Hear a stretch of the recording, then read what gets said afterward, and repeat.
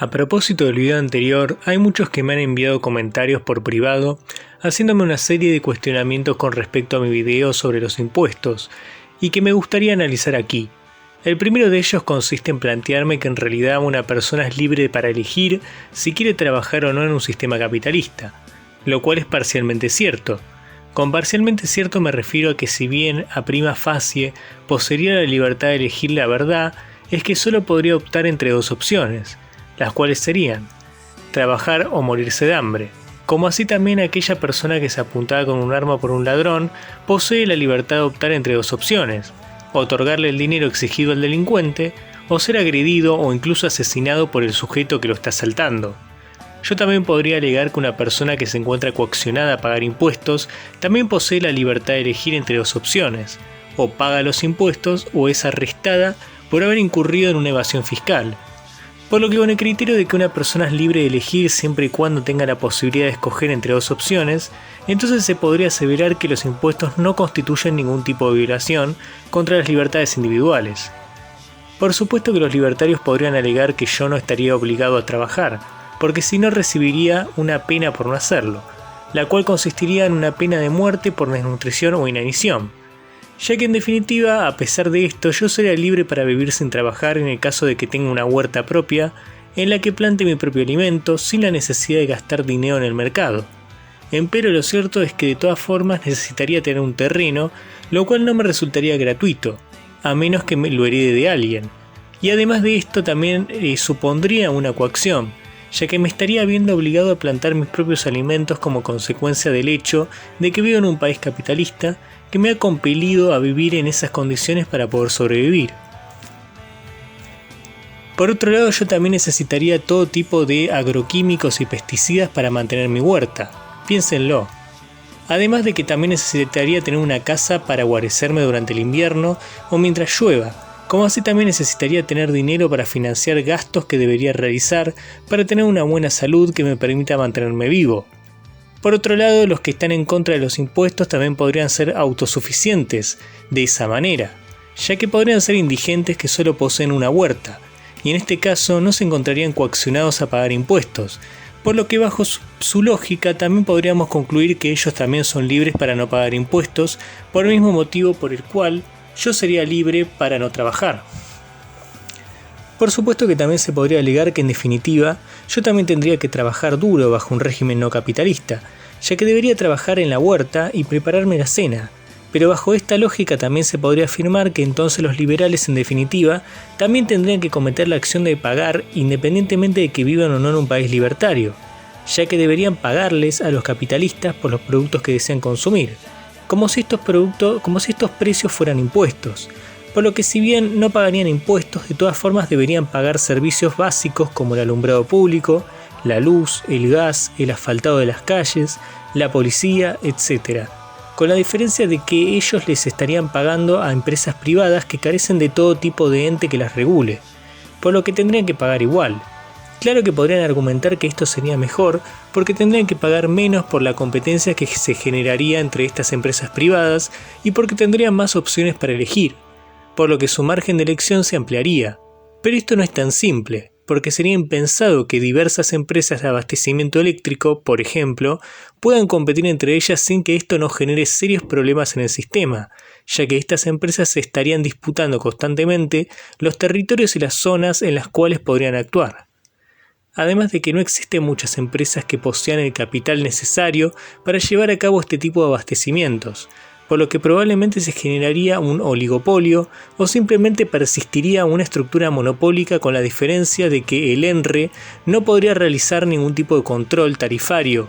por lo que las empresas privadas, que estarían divididas en zonas establecidas y que por lo tanto no competirían entre sí, podrían aumentar las tarifas indiscriminadamente siempre y cuando éstas no sean imposibles de abonar para el usuario. Algo similar ocurriría con el resto de los servicios. Pero ya me fui por las ramas. El hecho es que tendrían que pagar igual y punto, y la competencia perfecta no existe, por lo que se podrían formar diversos oligopolios que fijarían precios similares, porque naturalmente ninguna empresa va a sentir deseos de ganar menos dinero que las demás. Aparte de que, como ya dije, las empresas que se encargan de brindar servicios públicos constituyen lo que en economía se denomina como monopolios naturales. Un monopolio natural es un caso particular en el cual los monopolios, ya sean públicos o privados, pueden generar toda la producción del mercado con un coste menor a que si fuese ofrecido por varias entidades públicas o privadas. Los monopolios naturales se dan en los servicios públicos básicos como el agua, el alcantarillado, etc., y las denominadas industrias de redes, energía, telecomunicaciones y transporte, es decir, el abastecimiento de agua, alcantarillado, suministro de gas, electricidad y en algunos casos de telefonía. También ocurre en el caso de infraestructuras, carreteras, ferrocarriles, aeropuertos, presas hidráulicas, puentes, etc.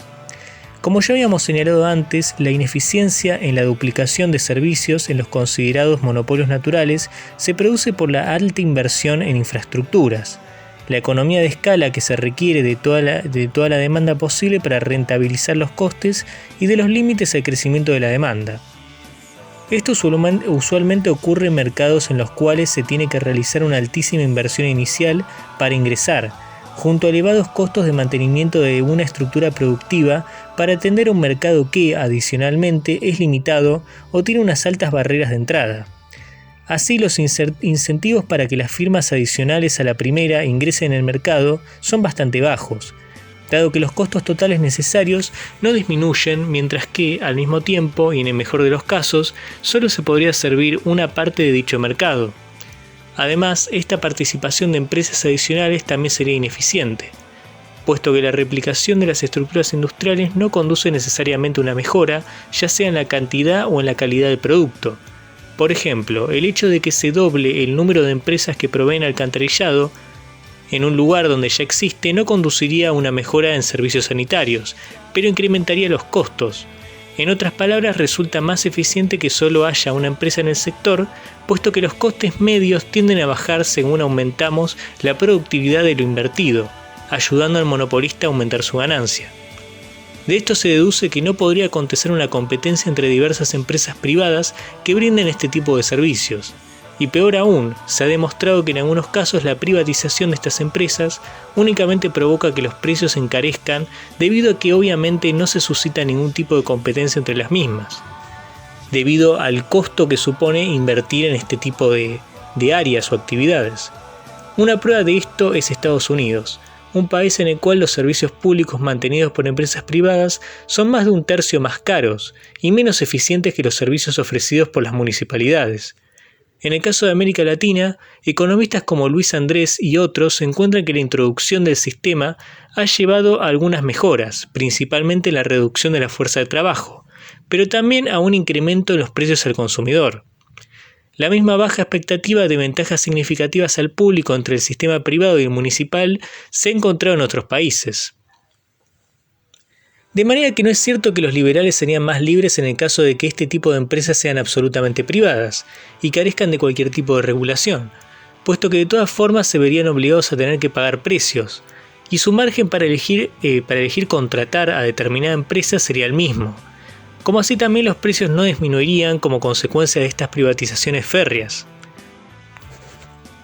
Por tanto, el argumento de que yo tendría que trabajar duro para subsistir, independientemente de que me encuentre situado o no en un sistema capitalista, no refuta mi argumento de que aún así el capitalismo me estaría siendo impuesto, porque si vamos al caso, los libertarios también deberían cometer la acción de gastar dinero, independientemente de que se encuentren o no en un país que sea libertario, dado que deberían abonar precios de mercado impuestos por las empresas monopólicas. Esto es todo, amigos, muchas gracias.